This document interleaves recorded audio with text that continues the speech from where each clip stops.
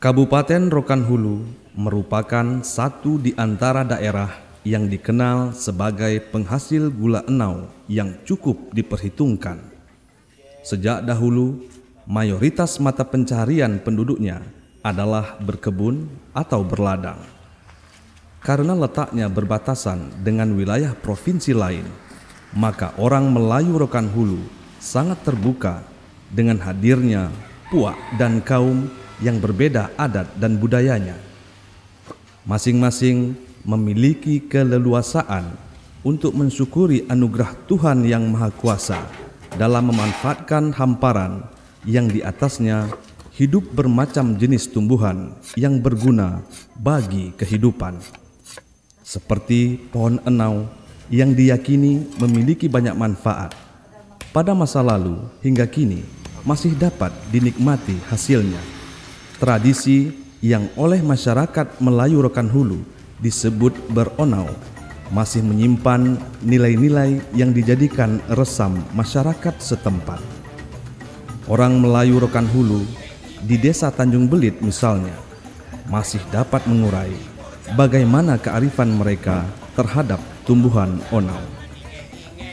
Desa Tanjung Belit di Kecamatan Rambah ini berjarak sekitar 166 km dari kota Pekanbaru, yang jika ditempuh perjalanan darat memerlukan waktu kurang lebih selama 4 jam.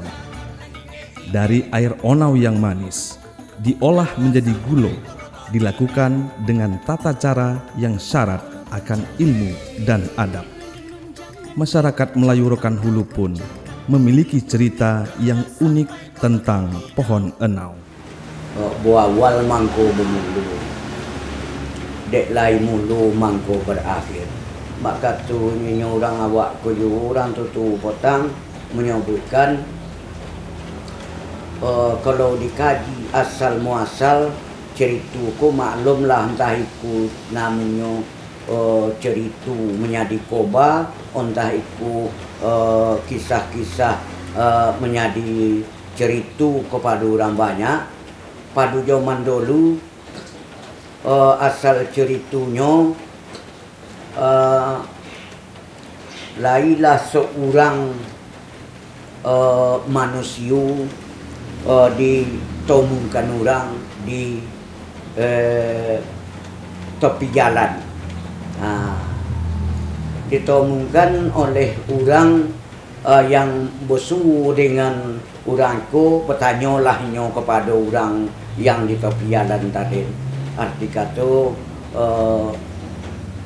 nampak dia terkejut hatinya, lalunya pun bertanya kepada orang yang seorang tadi. Rupanya orang yang bertanya itu tadi merupakan diibaratkanlah pada saat itu orang itu tadi perempuan nampaknya yang rupanya rambutnya terurai. Jadi bertanya olehnya, oh kakak siapa tenamu diang dan siapa apa tujuan atau nak ke mana itu mangko diang menangi-nangi katanya. Pada saat itu juga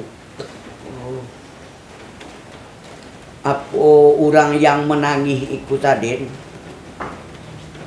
berdirilah pada saat itu sebuah serumpun bonu atau tanaman yang orang ko belum tahu namanya.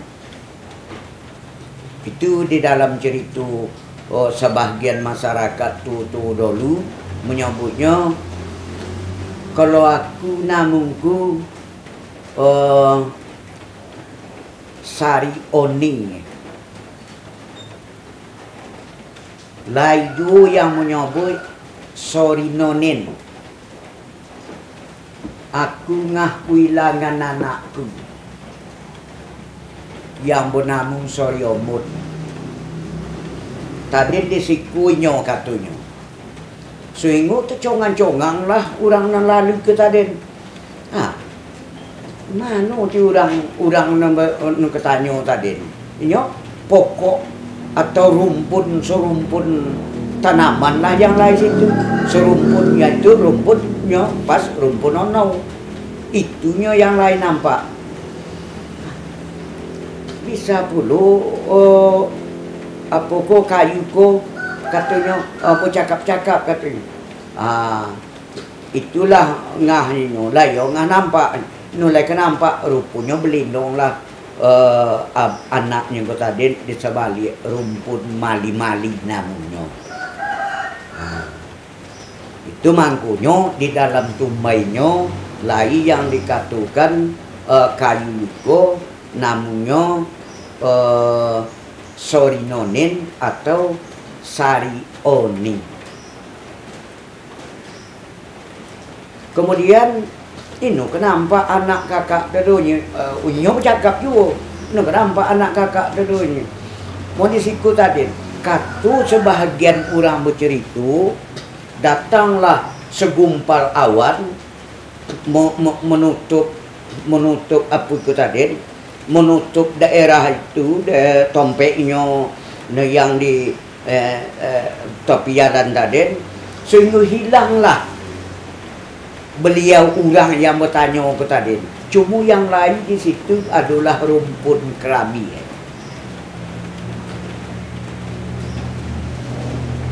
Lain puluh orang yang bercerita yang disampaikan orang yang onau ikut tadi adalah betindunya.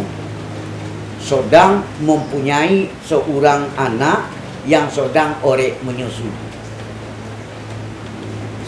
Sedangkan yang laki-lakinya nampak di situlah cundong, artinya lah berubah dari bentuk asli yang eloknya, tumbuhnya lah cundong, artinya lah poi dari perempuan itu tadi. Jadi orang mau isyaratkan si onau itu tadi kekuatan cemburu nak ditinggalkan inyo dari kelami itu tadi. Betulah kisah ceritanya. Cerita yang turun-temurun dikisahkan mempengaruhi adab dan sikap mereka untuk merawat pohon onau yang memberikan banyak manfaat. Pemanfaatan sebatang pohon onau bagi orang Melayu Rokan Hulu tidak dilakukan dengan cara-cara yang sembarangan, melainkan banyak syarat serta ketentuan yang harus diketahui dan diperhatikan. Terotitnya onaklah gitu pakai elemu bono ketaden, sepertinya harus ditanu dulu dengan akar tanu namanya. Masuk yang kedua onaklah digantung dengan tali aman tangannya ketaden, dibersihkan rumputnya, ditumai, kemudian diloka batangnya, kemudian diantarkanlah sigai rancak kuono tadi di sana. Karena situ beberapa hari kita akan melaksanakan mengonteh atau memotong tangan onau itu tadi untuk mendapatkan hasilnya. Kemudian apabila tersebut muantakan sigai, pisau penyaikku harus pisau yang khusus. Pisau yang khusus, tipis, rancak, tajam, sopuhnya, bak katunya bahasu orang tutu wawa, tajam titik buasa.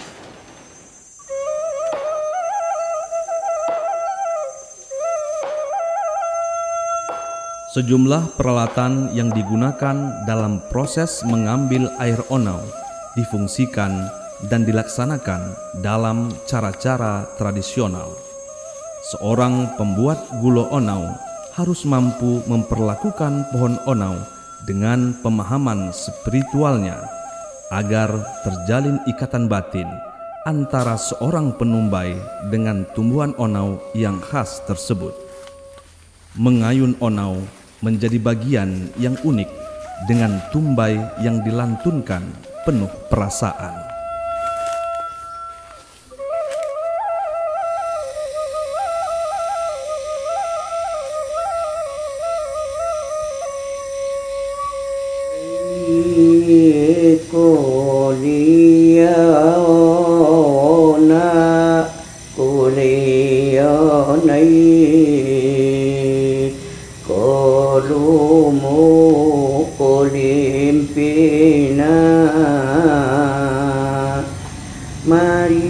Mariana marilah amai anakku munaku gumpina rumput nana bakbo vegan batang anak tinggi molegan polo padaun tui ganegan tangan tepangku yurai tu vegan kulumuna kulumai kulimang anak mali anakku anakku tumai ku timang nak sari-sari sari oni sori nonin dibori namu togo wana olehmu nyusul ruah-ruah boloman madu kubuayana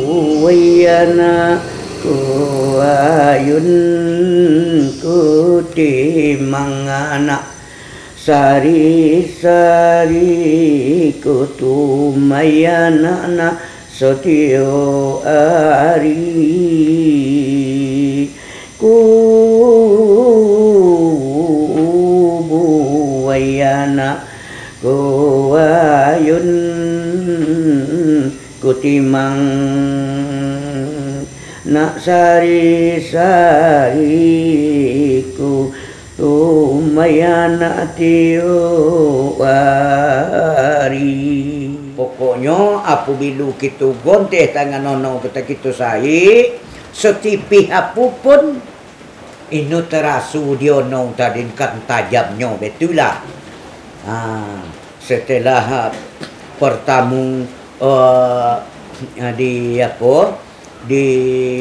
dipotong. Onaklah itu kita bolong dengan tanah liat dan digosok dengan daun mali-mali sebagaimana di dalam tumbainya lah itu sebut di dalam tumbainya lah itu sebut rumput mali-mali atau daun mali-mali. Daun itulah untuk pengosok daripada potongan sisu dari pemotongan hari-hari berikutnya. Mudah-mudahan sesudah dibolong sehari semalam, gonteh penuh harinya, pada yang lamung penigu harinya, itulah mencucu airnya mana banyak dan manis. Jadi kemudian inyo harus pakai tagu. Tagu ko terdiri dari bulu, ada yang serueh dan ada yang durueh, ada yang tiga rueh, 4 rueh, sehingga sampailah dibuat orang 7 rueh. Kalaulah lebih dari 7 rueh, itu harus dipilih buluh atau bambu yang sangat godang-godang apa taguknya. Sebab airnya bekal yang setangan. Artinya 10 cupak atau 20 liter satu tangan.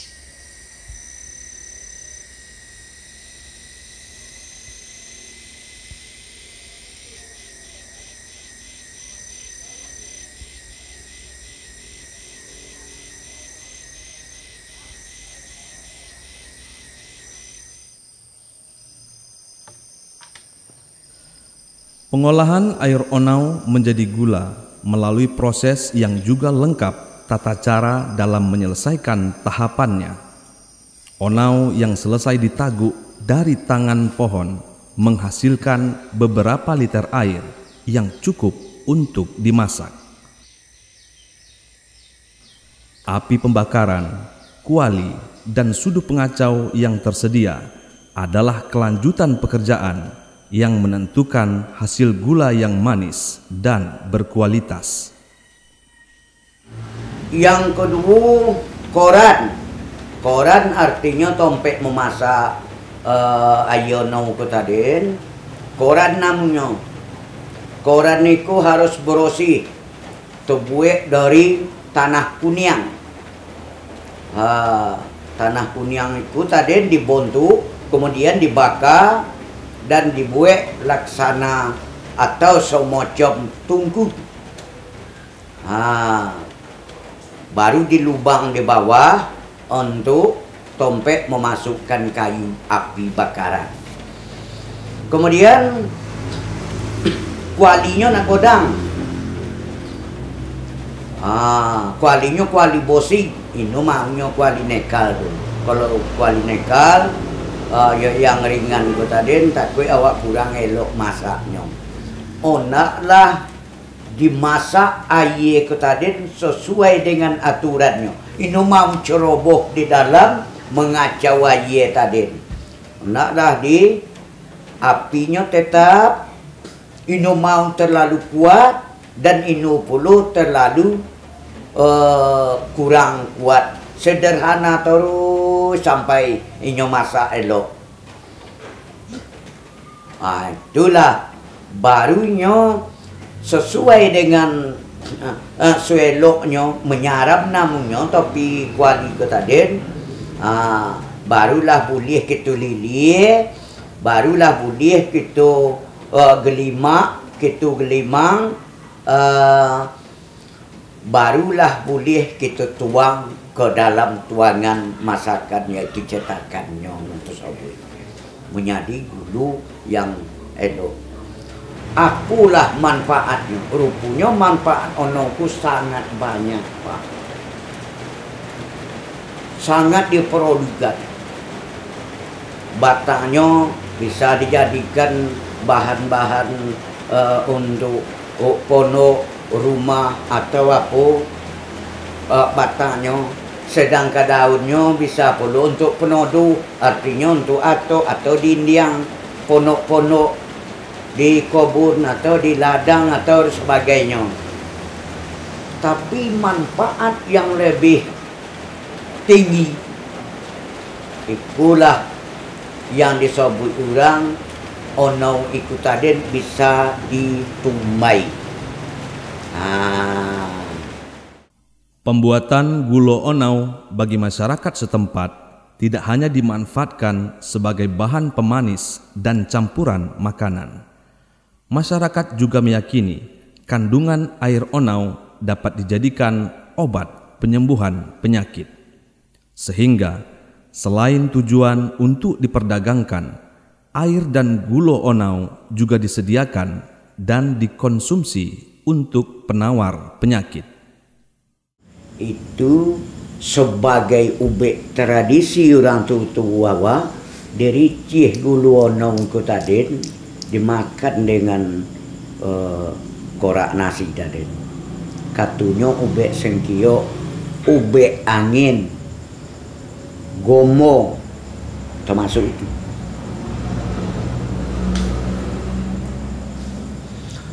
Kalau kini ko ono iku yang pertama-tama rumputnya itu sudah jauh berkurang. Rumput ono itu.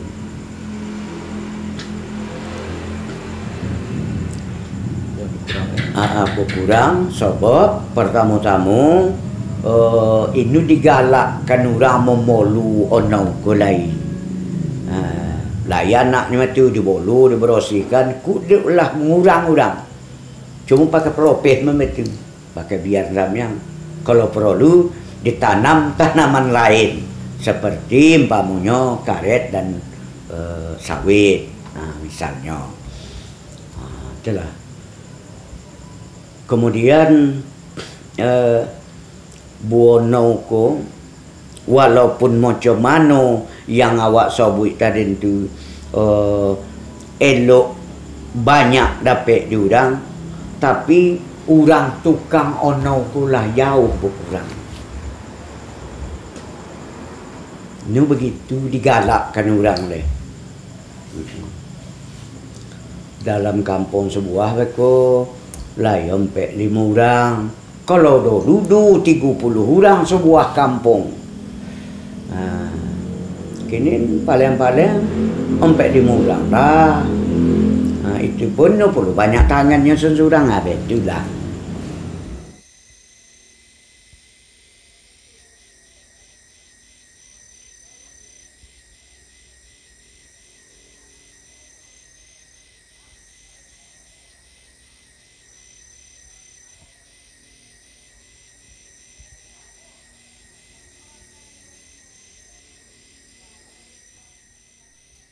Gulo onau sangat ditentukan oleh keberadaan tumbuhan induknya.